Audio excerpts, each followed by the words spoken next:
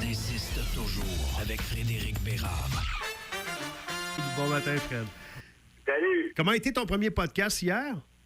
Ah, vraiment le fun. C'était vraiment très, très, très cool. La réalisation, elle est fantastique. Écoute, c'est des pros, là. On a acheté des caméras.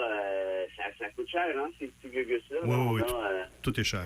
Trois belles caméras, des super lentilles. C'est des trucs de pros, là. C'est des trucs pour Hollywood, là. Fait que ça sort... Tu vas te sentir comme une star d'Hollywood? On parle de Brad Pitt un matin. Non, tu parles à Petit Pitt un matin. Hey, Pitt! mais t'as même des... je savais pas, mais tu peux ajuster les couleurs maintenant. Et puis quand la luminosité change, là, parce que moi, évidemment... je suis dans un condo, j'ai des fenêtres, là, j'ai pas de pièces fermées comme telles. Ouais. La luminosité s'ajuste. En tout cas, ça pour dire que la facture visuelle, elle est... wow! Tout le monde était un peu sur le cul. Puis là, bon, pour le reste, à savoir si j'ai été bon, on verra éventuellement. C'est une autre histoire. Mais non, ça s'est super bien passé. C'est très cool. C'est des formats d'une demi-heure. Ouais. On en a enregistré 3 hier. On commence ça ce matin. Ouais. OK. Et puis... très, très, très sympathique. Ça faisait longtemps quand même que j'ai fait pas mal de télé dans les derniers mois, là, des entrevues, des trucs du genre, mais une émission à proprement parler d'une demi-heure, là, c'est quand même assez long. Puis c'était très, très, très sympathique. Bon, ben, écoute, tu découvres un beau monde, c'est le fun. Dis donc, il y a Pierre qui va t'amener sur le sujet de TVA, tant qu'à rester dans le domaine de la télé dans un instant. Mais j'aimerais ça, juste avant, je suis curieux, j'ai vu passer que tu avais un livre de prêt avant celui d'Offenbach. Ouais. Je sors ça, c'est le 19 mars. Cachetier. Donc, que ça va sortir, ouais.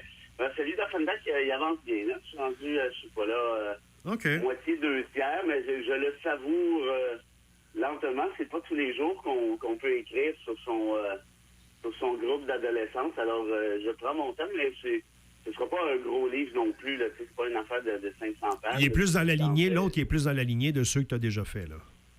Oui, exact. Puis Offenbach, ça va être je te dirais, 250 pages, ni plus ni moins. C'est plus une recherche, comment je te dirais, un peu historique en quelque sorte, là, parce que c'est une histoire de façon très, très chronologique. Ouais.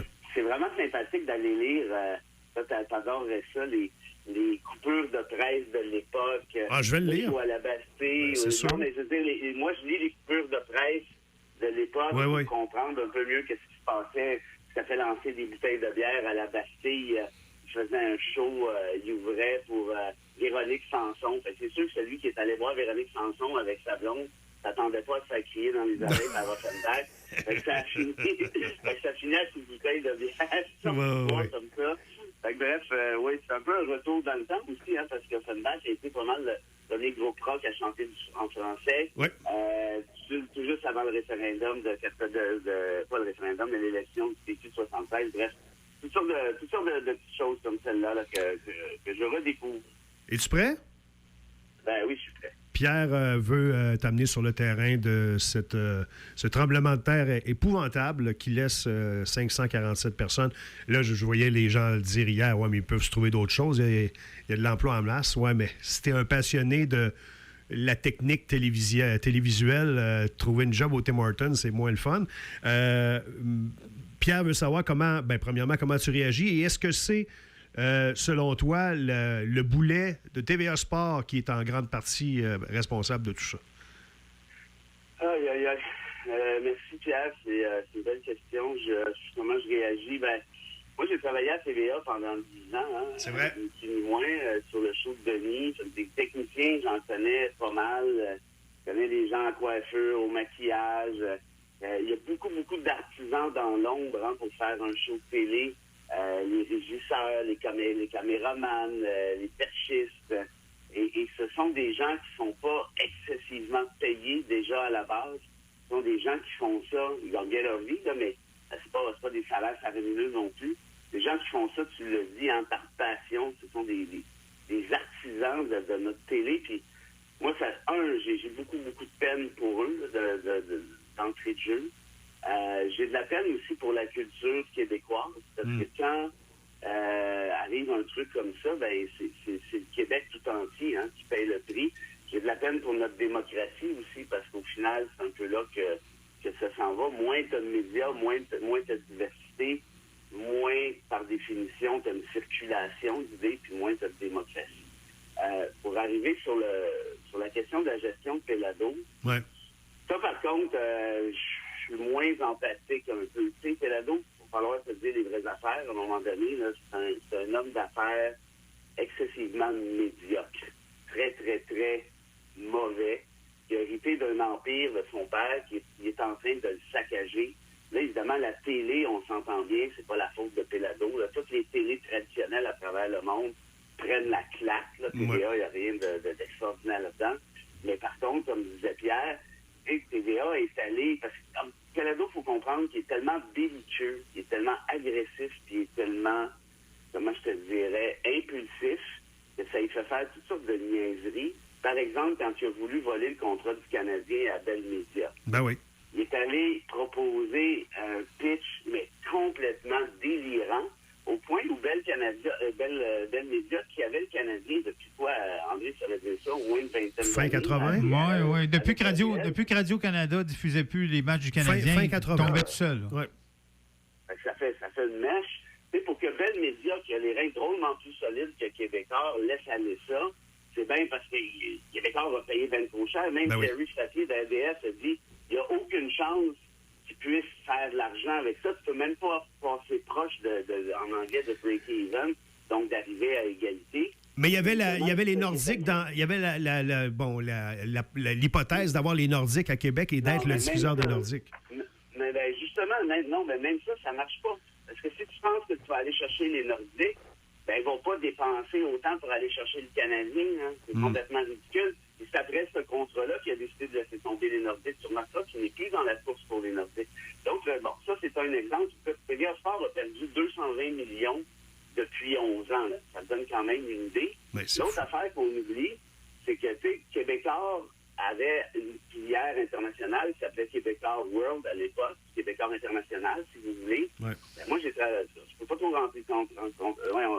expliquer certains détails, mais il y a des gens qui m'ont déjà expliqué que Pelado, au début des années 2000, il y a dans sa gang de Québécois World, on s'en va acheter des imprimeries en Europe. Fait que débarquant en France, en Suisse, en Belgique, en Europe francophone, ils achetaient des imprimeries, mais tous ces conseillers disaient achetez pas ça.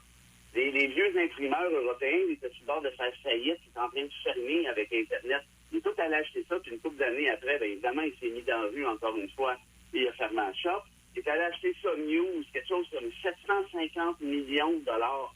Il a vendu 140 millions 3-4 ans plus tard. T'imagines-tu? Il a vendu 600 millions d'un coup. Fait que, je veux dire, le gros coup que Pelado a fait, là, il l'a fait en achetant du Vidéotron, puis il ne voulait même pas l'acheter. Il l'a fait parce que Bernard Landry l'a convaincu de le faire, puis il a pu l'acheter grâce à l'appui de la Caisse de dépôt.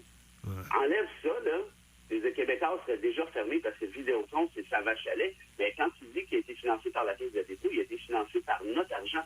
Quand il a menacé le gouvernement Charest pour avoir les Nordiques, son arrêt-là, qui était dédié, qui était à ça finissait plus, il s'est ramassé avec un aréna de 400 millions sur le bras, 200 millions payés par les citoyens de Québec, 200 millions par le reste du Québec. Pelado a payé 0 cent pour son aréna qui allait des détecteurs de fumée par ailleurs. Oui. Ça pour dire quoi? Pour dire que je veux dire, ce gars-là, il utilise toujours son influence médiatique. C'est pas pour rien qu'il garde ses chroniqueurs au Journal de Montréal, tout ça. Ils ne sont pas visés par les coupeux, même s'ils sont assez bien payés, merci. C'est parce qu'il garde justement, il veut préserver son influence. Puis ça, franchement, moi je te le dis, j'aurais sacrifié le salaire de Martineau pour garder une couple de techniciens à TVA, n'importe quoi. OK. J'ai une sous-question de Chantal, si tu permets. Je sais que tu as un auditeur qui t'a écrit, André. Oui. Il y a Chantal qui veut savoir, veux-tu nous expliquer pourquoi c'est pas bon pour la démocratie quand tu dis qu'une télé ou un média en arrache? Évidemment, moi, je suis pas un grand fan des chroniqueurs du Journal de Montréal, pour ceux qui n'avaient pas remarqué, mais reste qu'en démocratie, ce que je veux dire par là, Chantal, c'est qu'on veut avoir une pluralité d'opinions. On veut avoir une diversité d'opinions et aussi et surtout, on veut avoir plusieurs groupes médiatiques qui cherchent, qui font de la recherche, qui font du travail journalistique, qui sortent des nouvelles. Ça crée des contrepoids aussi. Par exemple, la presse va parfois fouiller telle affaire, ce qui n'intéressera pas le Devoir ou ce qui n'intéressera pas le Journal de Montréal. D'autres fois, c'est l'inverse. Le Journal de Montréal, tu vas aller déterrer. Puis moi, là, les chroniqueurs du Journal de Montréal, je les aime pas, mais pour la plupart, mais les journalistes du Journal de Montréal, il y en a un sacré paquet là-dedans qui font une sacrée belle job. Idem pour les journalistes de TVA. Ouais. Tu sais, des gars comme Séguin et compagnie. Oui, le bureau d'enquête, oui. Tu sais, ils vont en déterrer des histoires. Ça coûte cher à faire de l'enquête médiatique, de l'enquête journalistique, parce que ça prend du temps, ça prend pas 5 minutes. Il faut qu'il y ait des journalistes qui sont sur un dossier pendant parfois X semaines, X mois, peut-être même X années dans certains cas. Mais ça a une valeur parce que ça oblige les politiciens à surveiller, ça oblige, je sais pas moi, n'importe quel magouilleur à faire attention, ça tient les gens en échec en quelque sorte. Donc d'avoir cette espèce de pluralité médiatique-là, moi je pense que ça fait partie d'un écosystème qui doit être défendu. Fait que quand il y en a un qui décolle, comme moi je travaillais pour Métro Média fermé, là, c'est racheté, on verra ce qui va se passer. Mais ça peut pas être une bonne nouvelle parce que ça fait une voix de moins dans l'espèce d'aquarium médiatique. Mais tu sais qu'il y a plusieurs personnes qui trouvent que tous les médias pensent de la même façon et qu'il n'y a personne à droite. Il n'y a personne à droite? Ben, en tout cas, à l'extrême droite. OK. Ben, il n'y a personne à droite. En tout cas, si vous pensez qu'il n'y a personne à droite, vous n'avez pas lu le Journal de Montréal, ça fait un bout. Allez à Cantine, là, à Mont-Laurier, là, puis si vous faites ça, là, puis vous voulez savoir c'est quoi de la droite, là, vous allez avoir 14 chroniques de droite. Là. Si vous pensez qu'il n'y a pas de droite au Québec, vous ne savez pas c'est quoi la droite. Puis là, si tu me dis qu'il n'y a pas d'extrême droite, ben là, c'est quoi? C'est un choix que tu es en train de faire? Non, pas du tout. Bon, là, on aimerait ça qu'il y ait quand même un peu d'extrême droite. Je pense que l'extrême droite est sous-représentée. Par ailleurs, si vous doutez qu'il y a de l'extrême droite, la théorie du grand remplacement, là, qui dit que tous les Blancs vont finir par ne plus exister parce qu'il y a des Noirs, il y a des Arabes qui rentrent, là. Cette théorie du grand remplacement, c'est une théorie européenne d'extrême droite qui a été créée par Renaud Camus, qui est maintenant relayée par Éric Zemmour et le bon vieux Mathieu Bocoté à fond la caisse. C'est juste qu'il n'emploie pas le terme grand remplacement. Il emploie ça le remplacement de la majorité historique francophone blanche. Ouais. C'est pas mal la même affaire. Une petite dernière, André. Oui, ben c'est François qui se pose la question avec la remontée du Parti québécois dans les sondages. On l'a vu avec le dernier léger cette semaine. Est-ce que tu penses, Fred, en plus qu'aux prochaines élections, on sera en 2026 et 2026 marquera le 50e anniversaire du tout premier référendum au Québec? Est-ce que tu penses que ça va encore enflammer davantage les gens pour voter pour le Parti québécois, le fait qu'on sera à quelques semaines là, de ces 50 ans du premier référendum en 2026? Mais en fait, non, ça ne sera pas 50 ans. Le premier référendum, c'est en mai 80. Ah, c'était l'élection du PQ, excuse. Oh, c'est moi qui se trompe. L'élection du PQ, oui. L'élection du PQ, oui, en 76. Ouais, en 76, oui, c'est ça, ça va faire 50 ans. Oui. Ben, l'élection, c'est sûr que moi, si j'étais Plamondon et compagnie, je jouerais ça à tambour dans le tapis. Ouais. Évidemment, puis c'est un espèce de retour aux sources, en quelque sorte, oui. Ça, je pense que c'est une très, très, très bonne réflexion. Ceci dit, il y a quelque chose qui est sorti. On pensait que les jeunes s'étaient mis à triper sur l'indépendance. Ouais. Comme ça, il y avait un sondage qui était sorti la semaine passée. Puis Jean-Marc Léger a corrigé le tir hier. Ouais, c'est pas tant que ça. Hein? Non, ouais, c'est pas mal moins qu'on pensait. Bon, évidemment, ça veut pas dire que c'est Léger qui a raison, c'est peut-être l'autre sondage, mais c'est moins évident. Mais cela dit, pour ceux qui disent l'indépendance, c'est impossible, juste à 35 moi, je me rappelle très bien que quand Calparizo a pris le pouvoir en 94, quelques mois plus tard, l'option souverainiste c'était seulement en 38. Puis ils ont fini ça à 49,4 ish. Puis une UTT de certaines affaires, c'est pas clair que ça passait pas au-delà du 50 Donc, en d'autres termes, quand même que tu commences la bataille à 35, c'est loin d'être fini pour les souverainistes. All right. Tu avais une question aussi concernant le député qui a pleuré hier en pleine télé. Là, c'est Alain qui demande ça. Rapidement, par contre. Qu'est-ce que tu penses le fait que la CAQ ait refusé, justement, d'accorder là, ce qui était demandé? Le cessez-le-tir. Oui, c'est ça. Le fait que le refus de la CAQ d'appuyer une motion là, qui réclamait, justement, un cessez-le-feu dans le conflit israélo-palestinien. Ben, écoute, le député en question là, qui a pleuré, c'est Haroun Daoudi, c'est mes amis. C'est un gars d'une très grande valeur. C'était pas du théâtre, ça, Fred? Non. Non, ben, je pose la question, parce que je l'ai vu passer beaucoup, la question, là. Ben oui, mais c'est sûr, quand c'est Québec solidaire, c'est toujours du théâtre, mais Daoudi, là, c'est un homme de cœur. Il n'est pas parfait, évidemment, comme personne, mais c'est un homme de cœur. Puis ça y va droit au cœur. Puis moi, ça me... Puis, sais-tu quoi? Il a raison. Puis je vais te dire en affaire, là, la gang à Legault, là, qui refuse... Pensez-y 2 minutes, là. Qui refuse d'appuyer une motion sur un cessez-le-feu. Tu as vraiment besoin d'en dire plus, là? Non, c'est pas mal ça. Bon, ben c'est ça. Parce que pendant qu'on refuse des cessez-le-feu, là, il y a des camps de réfugiés qui sont attaqués. Il y a des enfants qui se font bombarder. Je vais répéter, il y a des enfants qui se font bombarder.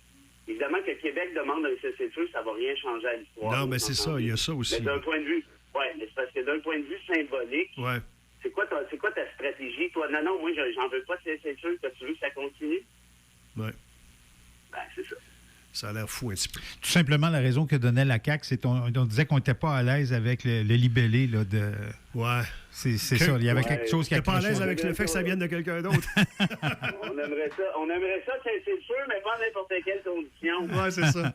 Hey, passe-donc un bon week-end, Fred, quoi que tu fasses. Donne-moi pas d'ordre. Non, OK. Ben, passe-en pas un de bord. Arrange-toi avec ça. Salut! Ah, puis juste lundi, j'aimerais ça que tu présentes tes excuses quand tu réaliseras que le problème de son est émané de ta console, d'accord? Ben, je fais un essai avec Mme Audrey Gosselin. Dans quelques instants, je vais avoir le cornet. Vous êtes de connivence, vous deux. Surveille ça, Fred. Surveille pour toi, Fred. Ah, attends un peu, on est en train de perdre la ligne. OK, bye. On l'a pu. On vient de le perdre. Bye.